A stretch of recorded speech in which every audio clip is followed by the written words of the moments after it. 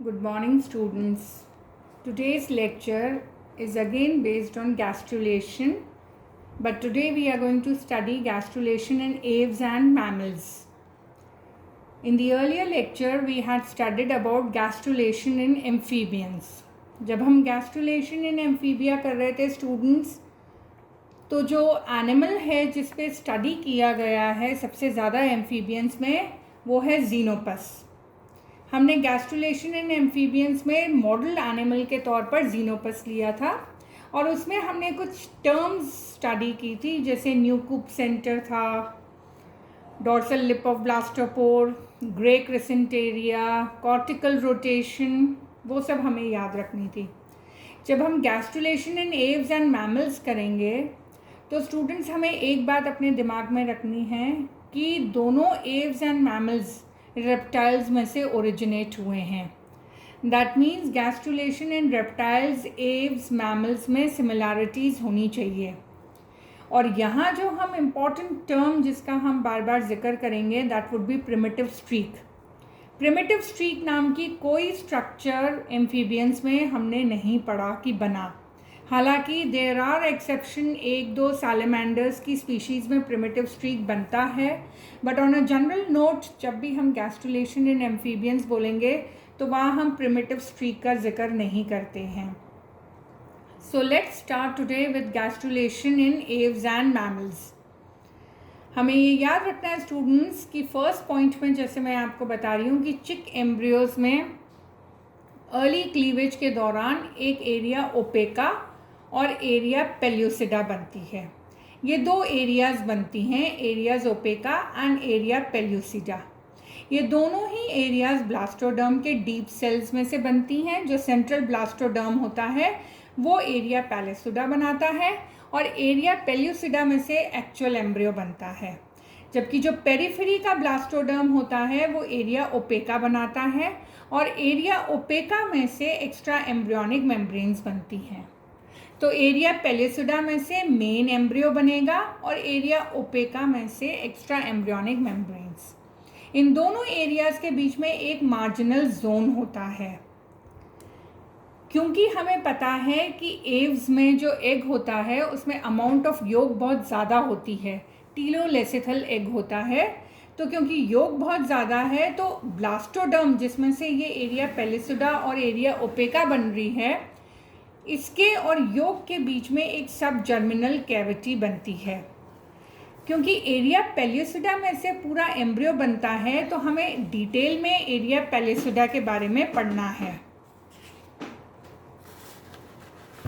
तो students, area pellucida से epiblast बनती है और some cells of area pellucida form hypoblast.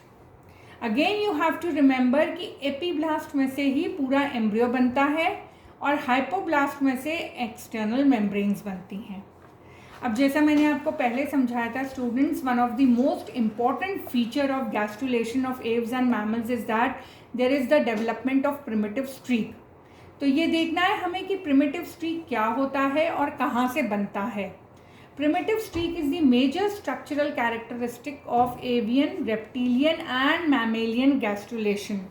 Remember students, यहाँ पे नोट कीजिए कि मैंने एम्फीबियन गैस्ट्रुलेशन नाम नहीं लिया है और ये आपको लेक्चर के स्टार्टिंग में ही समझा दिया गया था कि क्योंकि रेप्टाइल्स में से ही एव्स और मैमल्स बने हैं तो इनके कॉमन फीचर्स आएंगे. तो इसका मतलब प्रिमिटिव स्ट्रीक रेप्टाइल्स, एव्स और मैमल्स में बन रही है.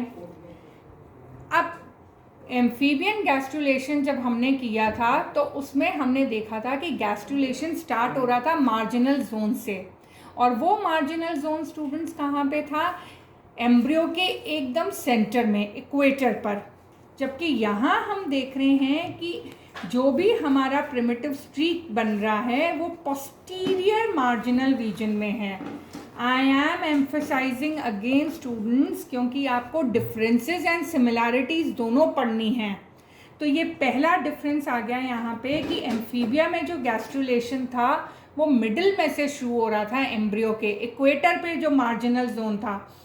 जबकि रेप्टाइल्स, एव्स एंड मैमल्स में जो गैस्ट्रुलेशन है उसमें प्रिमिटिव स्ट्रीक का बनना शुरू होता है और ये प्रिमिटिव स्ट्रीक कहाँ बन रही है? posterior marginal region में. At the anterior end of the primitive streak is Hansen's node. अब ये फिर से आपको समझना है कि Hansen's node क्या होता है. ये ऑर्गेनाइज़र होता है. जैसा कि ये सेकेंड डिफरेंस आ गया स्टूडेंट्स कि जो एम्फीबिया था उसमें जो गैस्ट्रुलेशन हो रहा था उसमें ऑर्गेनाइज़र था डॉर्सल लिप ऑफ ब्लास्टोपोर, जबकि रेप्टाइल्स, एव्स एंड मैमल्स में जो ऑर्गेनाइज़र है वो है प्रिमिटिव स्ट्रीक. ऑर्गेनाइज़र क्या होता है हम पिछली क्लास में समझ चुके हैं कि जो बाकी सारे टिश्यूज़ के बनने को इंड्यूस करे उसको हम ऑर्गेनाइज़र कहते हैं. Therefore, you have to remember that gastrulation starts at the posterior marginal zone. ये सबसे इम्पॉर्टेंट पॉइंट है जो आपको याद रखना है. अब हम देखेंगे मैमल्स में गैस्ट्रुलेशन कैसे होता है. नाउ वन थिंग स्टूडेंट, मैं आपको बहुत क्लियर कर समझा दूं कि मैमल्स में जो एग्स होते हैं उनमें योक बहुत कम होता है, एलेसिथल होते हैं. फिर भी गैस्ट्रुलेशन में एव्स, मैमल्स और रेप्टाइल्स में सिमिलैरिटीज़ हैं. जबकि रेप्टाइल्स एंड एव्स में जो गैस्ट्रुलेशन होता है, रेप्टाइल्स एंड एव्स में जो एग्स होते हैं वो टीलोलेसिथल होते हैं. नाउ अगर हम मैमल्स की बात करें तो सबसे पहली चीज़ आपको जो याद रखनी है वो ये है कि मैमेलियन क्लीवेज और बाकी सारे वर्टिब्रेट्स में, मैं आपको क्लीवेज के लेक्चर में समझा चुकी हूँ, मेजर डिफरेंसेस होते हैं. जैसे मैमल्स के क्लीवेज में जाइगोटिक जीन्स एक्टिवेट हो जाते हैं. मैमल्स का क्लीवेज बहुत स्लो रेट पे होता है, एसिंक्रोनस होता है. और आज एक इम्पॉर्टेंट बात मैं आपको बता रही हूँ कि मैमल्स का जो क्लीवेज है उसमें कॉम्पैक्शन होता है. Now students try to understand this word compaction. ये आपको मेंशन करना है. नंबर तभी मिलते हैं जब हम अच्छे वर्ड्स यूज़ करें. कॉम्पैक्शन का मतलब है सेल्स आपस में चिपके रहते हैं. और ये सेल क्यों चिपके रहते हैं स्टूडेंट्स? क्योंकि उनमें कुछ प्रोटीन्स होते हैं जिनको हम कैडहेरिन कहते हैं. तो आपको ये बात यहाँ पे बिल्कुल क्लियर कट समझनी है कि क्लीवेज के दौरान सेल्स आपस में चिपके रहते हैं क्योंकि उनमें एक प्रोटीन होता है कैडहेरिन, सेल एडहेशन होता है. जबकि गैस्ट्रुलेशन के दौरान सेल्स चिपके नहीं रहते हैं स्टूडेंट्स, उनमें मूवमेंट्स होती हैं. और ये मूवमेंट्स किन की वजह से होती हैं? सेल सेल इंटरैक्शन, जिसको हम प्रॉक्सिमेट टिश्यू इंटरैक्शन कहते हैं, वो गैस्ट्रुलेशन के दौरान ही होता है. ये हमें मेजर डिफरेंस है जो एमएससी लेवल पे समझना है अब कि कौन से प्रोटीन्स, कौन से मॉलिक्यूल्स किस समय और किस रीजन में एम्ब्रियो के सिक्रीट हो रहे हैं. जैसा कि वेरी फर्स्ट लेक्चर में मैंने आपको समझाया था कि आपके पेपर का नाम ही जीन्स एंड डिफ्रेंसिएशन है. तो आपको ये पढ़ना है कि कैसे जीन्स डिफ्रेंसिएशन को कंट्रोल कर रहे हैं. यहाँ पे मेंडल के नियम नहीं आएंगे स्टूडेंट्स जेनेटिक्स के. तो ये आपको वर्ड्स मेंशन करने हैं कि क्लीवेज के दौरान सेल्स आपस में चिपके रहते हैं कैडहेरिन्स की वजह से, जबकि गैस्ट्रुलेशन के दौरान सेल्स में कोई सेल एडहेशन नहीं होता है, सेल्स में मूवमेंट्स आ जाती हैं. दो इम्पॉर्टेंट वर्ड्स हैं, क्लीवेज में सेल एडहेशन होता है, गैस्ट्रुलेशन में सेल मूवमेंट होता है. और ये सेल मूवमेंट क्यों हो रहा है स्टूडेंट्स? मैंने आपको समझाया था, पैराक्राइन फैक्टर्स होते हैं, जक्स्टाक्राइन फैक्टर्स होते हैं. और इनके क्या एग्जाम्पल्स थे? Nodal protein, WNT protein family, FGF family, ये सारे गैस्ट्रुलेशन में आएंगे. Am I very clear students? क्योंकि गैस्ट्रुलेशन के दौरान ही जाइगोटिक जीन्स एक्टिवेट होते हैं.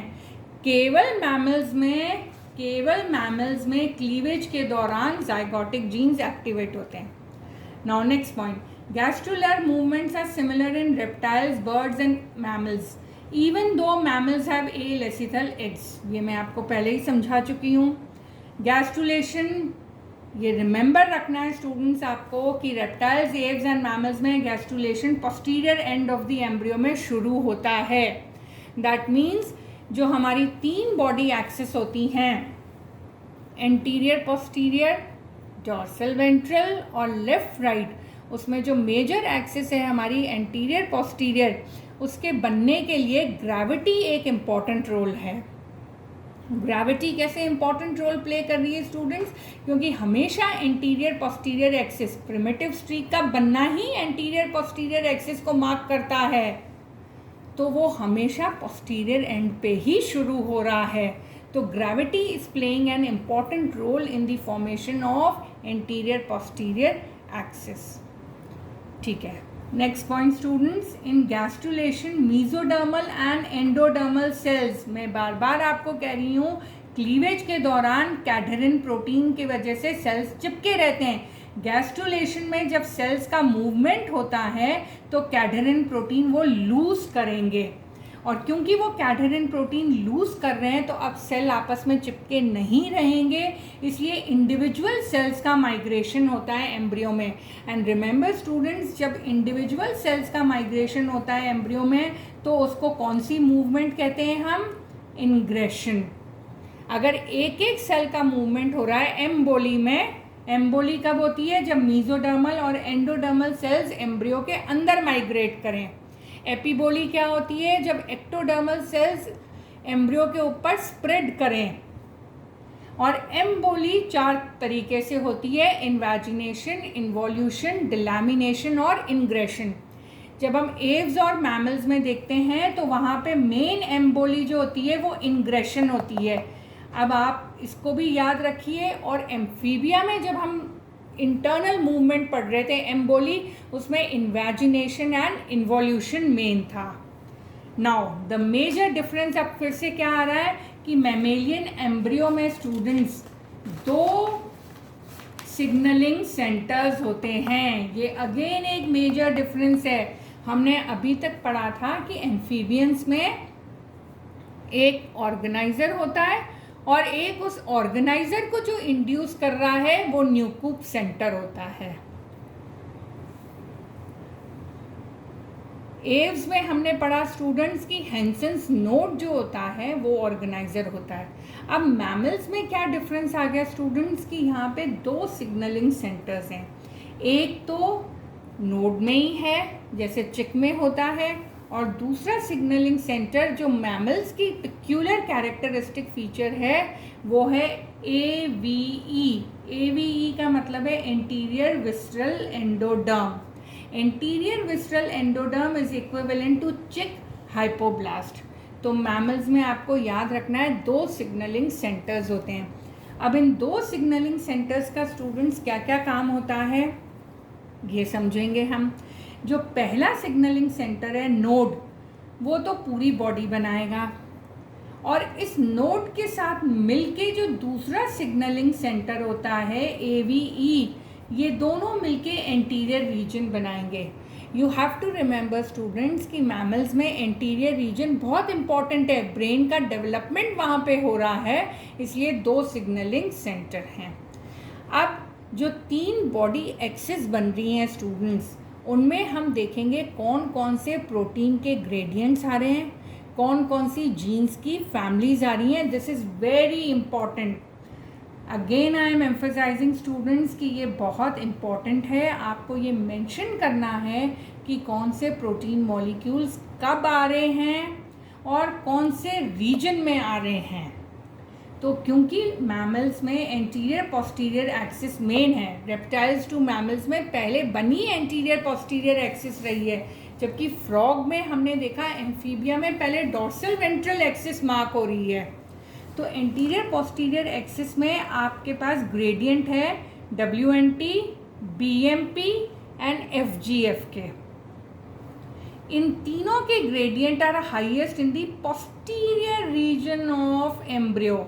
Anterior region there is a high concentration of antagonist। antagonist मतलब जो इनके ऑपोजिट काम करें। इनके ऑपोजिट WNT, BMP और FGF। इन 3 प्रोटीन ग्रेडियंट्स के ऑपोजिट जो प्रोटीन्स होते हैं वो एंटीरियर रीजन में होते हैं। ये जो एंटागोनिस्ट प्रोटीन होते हैं इनका हाई कॉन्सेंट्रेशन होता है एंटीरियर रीजन में, और ये प्रिवेंट करते हैं BMP and WNT from acting in interior region. तो स्टूडेंट्स अब आपको याद रखना है कि एंटीरियर पोस्टीरियर एक्सिस के लिए आपके पास क्या क्या होना चाहिए? WNT, BMP and FGF। ठीक है, अब नेक्स्ट पॉइंट में फिर से इसको याद रखना है कि पोस्टीरियर रीजन में कौन सी फैमिली ऑफ जीन्स एक्टिवेट हो रहे हैं। ये ग्रेडियंट्स भी तीनों पोस्टीरियर रीजन में ही होते हैं, WNT, BMP एंड FGF। और इसके अलावा पोस्टीरियर रीजन में, क्योंकि पोस्टीरियर रीजन में ही गैस्ट्रुलेशन स्टार्ट हो रहा है, वहीं पे ही प्रिमिटिव स्ट्रीक बन रही है, वहीं पे ही प्रोटीन के ग्रेडियंट्स ज़्यादा हैं, और पोस्टीरियर रीजन में ही CDX फैमिली ऑफ जीन्स।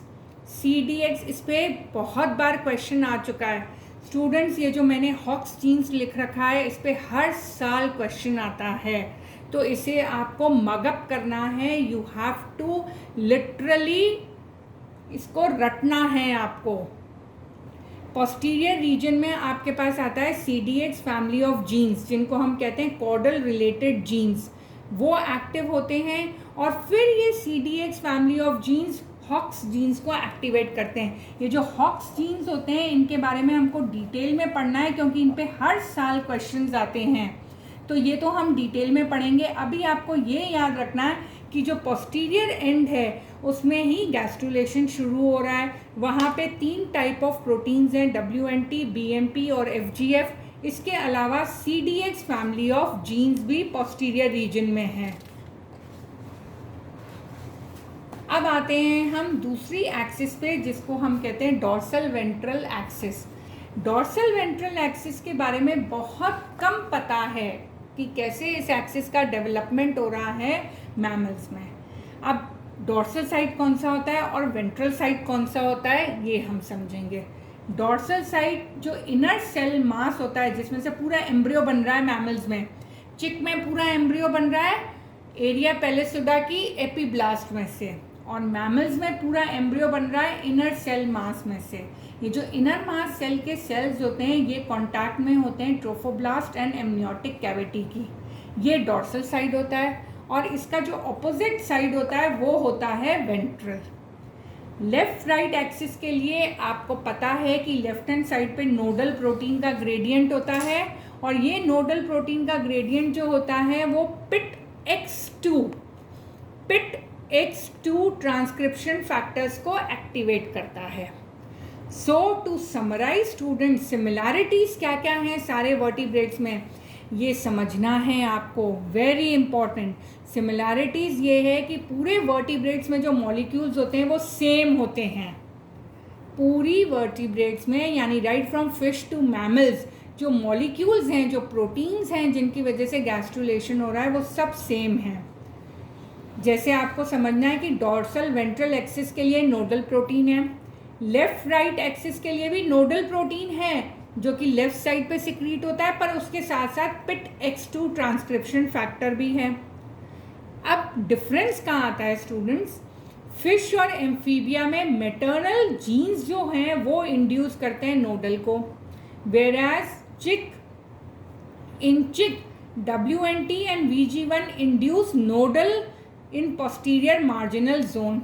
ये डिफरेंसेस आपको, ये डिफरेंसेस हैं, प्रोटीन तो सेम है पर उन प्रोटीन्स को एक्टिवेट कौन कर रहा है ये अलग है। फिश और एम्फीबिया में उनको एक्टिवेट कर रहे हैं मैटरनल जीन्स, जबकि चिक में WNT को एक्टिवेट कर रहा है WNT and VG1 induce nodal in posterior marginal zone. और मैमल्स में hypoblast induces nodal activity. Hypoblast मतलब AVE, ठीक है। BMP inhibitors are used to specify dorsal axis by all BMP inhibitors, और BMP activators anterior posterior axis के लिए चाहिए posterior end में। There is a difference students, BMP inhibitor तो dorsal side के लिए चाहिए और BMP activator चाहिए posterior end पे। Next, WNT antagonist and OTX2 expression are important to specify anterior region। इसको याद कर लीजिएगा, क्योंकि अभी तक हम सिर्फ posterior region की बात कर रहे थे, अब हम कह रहे हैं WNT तो posterior region के लिए चाहिए, पर WNT का antagonist और उसके साथ साथ OTX2 आपको चाहिए anterior region के लिए, जबकि posterior region में हमको चाहिए था CDX। ठीक है। Next important point, all groups hindbrain to tail is specified by Hox genes, ये हम अलग से पढ़ेंगे। और लेफ्ट राइट एक्सिस के लिए मैंने आपको पहले ही बता दिया कि लेफ्ट हैंड साइड पे आपको नोडल चाहिए और पिट X2, ठीक है। उसके बाद डिससिमिलैरिटीज कहाँ आ रही हैं स्टूडेंट्स, एम्फीबिया का जो ऑर्गेनाइजर होता है वो डॉर्सल लिप ऑफ ब्लास्टोपोर होता है, जबकि एव्स में वो नोड होता है और मैमल्स में 2 सिग्नलिंग सेंटर्स होते हैं। एम्फीबिया में इक्वेटर पे गैस्ट्रुलेशन शुरू होता है, जबकि बाकियों में पोस्टीरियर एंड पे हो रहा है। एम्फीबिया में कॉर्टिकल रोटेशन ग्रे क्रेसेंट बनता है, ये कुछ भी नहीं बनता है एव्स और मैमल्स में। एम्फीबिया में कोई प्रिमिटिव स्ट्रीक नहीं होती। तो स्टूडेंट्स यहाँ पे आपका कंपैरेटिव अकाउंट ऑफ गैस्ट्रुलेशन ख़त्म हुआ। जब भी आप गैस्ट्रुलेशन लिखेंगे स्टूडेंट्स, अब आप बीएससी में नहीं हैं, आपको प्रोटीन मॉलिक्यूल्स मेंशन करने हैं, क्योंकि गैस्ट्रुलेशन के दौरान ही 3 बॉडी एक्सिस बन रही हैं। तो वो तीनों बॉडी एक्सिस में कौन कौन से प्रोटीन मॉलिक्यूल्स कहाँ कहाँ सिक्रीट हो रहे हैं, उनके ग्रेडियंट्स क्या हैं, ये सब आपको मेंशन करना है। नेक्स्ट क्लास स्टूडेंट्स हमारी सेल सेल मूवमेंट या सेल सेल इंटरैक्शन पे बेस्ड होगी, क्योंकि आप लोगों ने मुझसे रिक्वेस्ट की है कि उस क्लास को मैं दोबारा समझाऊं, तो नेक्स्ट लेक्चर हमारा उस पे बेस्ड होगा, that is proximate tissue interaction.